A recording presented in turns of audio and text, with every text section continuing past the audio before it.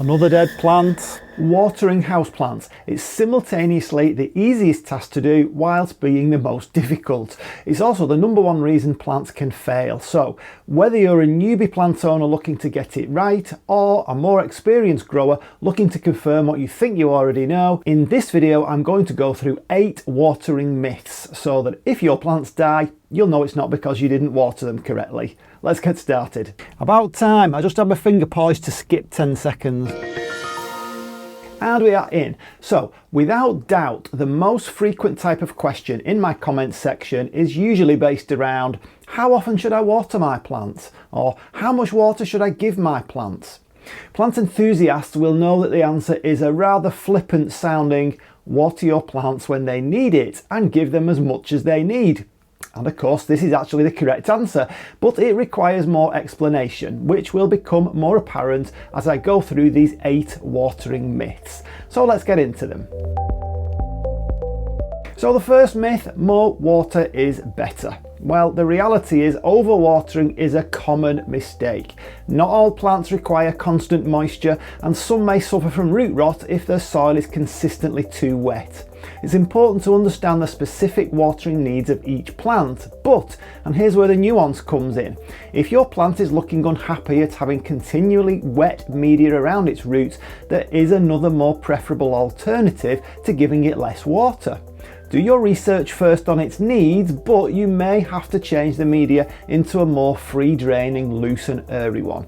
That way it matters less if you accidentally slip with the watering can. So that's the main thing, isn't it, really? Are all my problems solved now?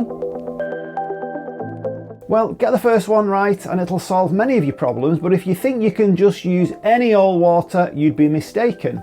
Many plants have evolved to dislike certain additives in tap water. If in doubt, use distilled water or rainwater if you can. Carnivorous plants, for example, can't deal with media that contains nutrients. They've evolved to grow in poor soils and get their nutrients from catching prey. So the same goes for the water. You need to ensure that you only water them with pure water without salts or any other nutrients or additives. Some orchids and other plants also belong in this category. Do your research first. Okay, so I've got the right media in my pot. I'm thinking of doing like a weekly watering schedule. Will that do? Well, not really. You see, different plants have different watering requirements, and these needs can vary based on factors like season, humidity, light intensity, as well as the age of the plant and whether it's in a growth stage. Instead of sticking to a rigid schedule, it's better to monitor the moisture level in the media, either by weight or a moisture meter or even your finger. Or in the case of orchids, a transparent pot lets you actually see what's going on inside. You'll also need to think about what the plant is doing relating to growth and adjust your watering frequency accordingly. It sounds complicated, but it really isn't. It can be summed up in one word: observation. Right, so I need to get more acquainted with my plants. Okay. I read somewhere that I can just toss an ice cube on the top. Will that work? Well, I've no empirical data for this, but it makes intuitive sense that a plant used to tropical conditions, as houseplants generally are, won't thank you for repeatedly watering with icy cold water from a water barrel outside, for example. Yes, I've heard of the ice cube orchid thing. I've also read their claims that their methods are backed by research, but personally, I'd rather not risk it. Maybe it'd be worth a try on a cheap moth orchid, but many of my plants, and no doubt your plants, are expensive.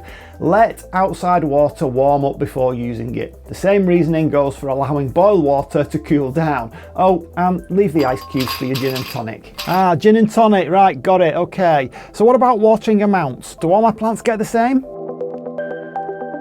Each plant species has its own water requirements, and even that will differ depending on the individual plant, and as we've already said, the season. Some plants prefer drier conditions like many begonias, while others thrive in consistently moist soil like cephalotus. Understanding the specific needs of your houseplant is crucial for their health and growth. There is no rule of thumb for watering amounts. It comes back to the magic word: observation. Over time you'll get to know how much water your plants take up and how much is actually left in the saucer after watering, which of course you must empty after a couple of hours. But in general, more water will be needed in warmer conditions and when it's in a growth stage, and less in cooler conditions when it's having a rest. Well, there's one thing I definitely know for sure, is if a plant's wilting, it needs water. Is that right?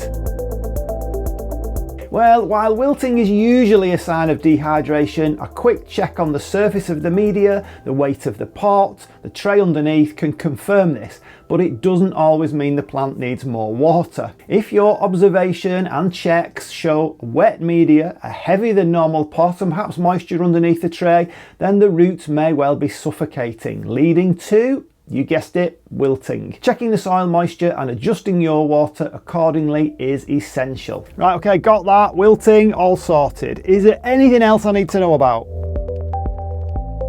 While many houseplants tolerate top watering, some are prone to issues like fungal growth or waterlogged media when they're consistently watered from above. For certain plants, especially those susceptible to crown rot or stem rot, it's better to water at the base to avoid water sitting on the leaves or around the plant's crown. Always consider the plant's natural habitat and structure when determining the best watering method. Again, observation is key. Okay, completely understood. I will be able to look at my plants now in the knowledge that all the myths have been dispelled. I know how to water them and I can just sit back and enjoy looking at these glorious plants. Is that right? Well, not so fast. Many plants have a host of other needs that may need attending to, from deadheading, feeding, pruning, repotting, checking for pests and diseases, light levels, nutrient deficiencies.